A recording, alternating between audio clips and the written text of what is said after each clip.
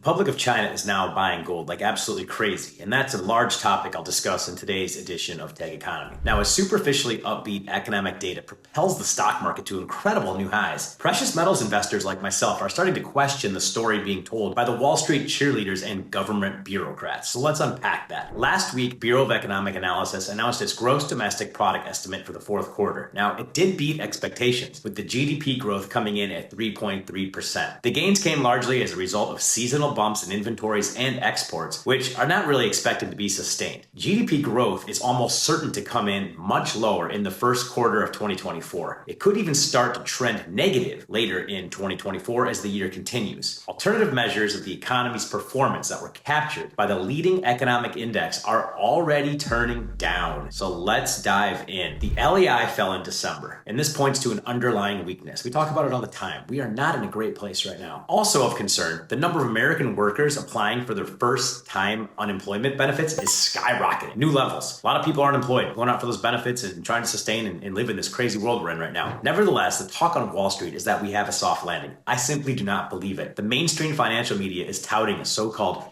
Goldilocks economy now that official inflation rates have come down. That's official. I disagree with that. I see it every single day when I'm out in commerce. With the bullish sentiment running rampant, the investing public is largely ignoring precious metals as a safe haven. Don't do that. Softening demand for bullion has caused premiums to shrink and contributed to price weakness so far as we've entered 2024. Now, this comes just after last year where gold hit an all-time high. The gold market, again, entered 2024 very near that high, and it had a little pullback, and support is $2,000 right now per ounce, and that is held up firmly, which is a good thing for gold. Now, as I'm recording, the monetary metals checks in at 2,027 per ounce, and the silver market shows a very small recent gain of 0.5% to bring the spot prices to right around 23 bucks an ounce if you're a silver buyer. The good news for silver stackers is that premiums on silver coins, bars, and rounds have actually come down to pretty attractive levels, making the all-in cost of accumulating various retail forms of the poor man's gold the lowest it's been since early last year. Great time to get into silver. There's a link below if you want to check that out. Now, it's really hard to time any investment,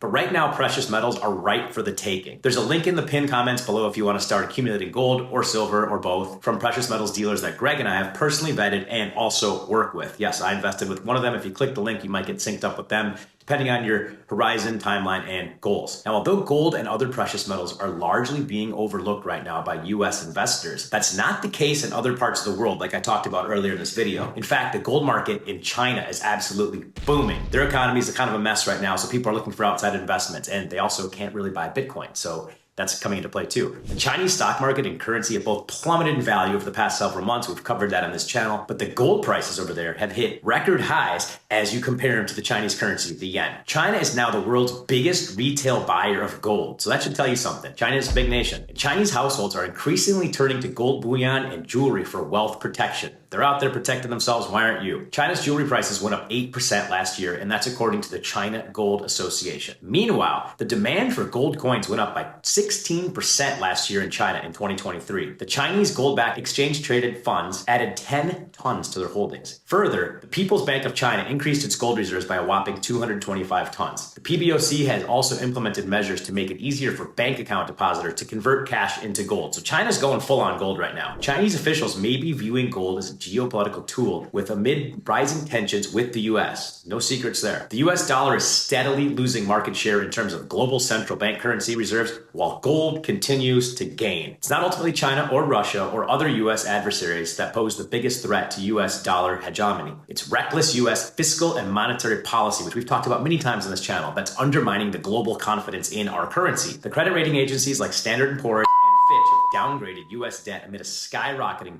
budget deficit and constant budget brinksmanship over in Washington, D.C. Many investors nonetheless believe that the U.S. economy, our stock market, the banking system, and the currency are all on fundamentally sound footing. I simply don't buy it. I look at this stuff every single day. But if their Goldilocks scenarios fail to pan out, they could be left wishing they had diversified into actual gold instead. Look, I covered this last week. Credit card debt is at an all-time high. We are now in 3 wars. An election year, and I do not care what people say about inflation. The reports are bogus. I still see it lingering. Go out and shop. You'll see it too. I see it every single day in my life. The cost to run this household is becoming astronomical. It is absolutely scary. Now, we also have bills in Kentucky, Wisconsin, Vermont, New Jersey, Hawaii, Indiana, and I believe Alaska that remove sales tax from gold and silver purchases. So if you live in those states, that is great news for you. But if you do buy from an online vendor, you're going to save those taxes. And even better so if you put it in your retirement like I did. Roll over a portion of your retirement, protect it. If we're going to crash, that part of your portfolio will be safeguarded by gold and silver, which technically and typically thrive in turbulent markets. Look at 2008. Also, we're backing bills in Nebraska, Georgia, Kansas, West Virginia, Oklahoma, and Iowa that also remove income taxes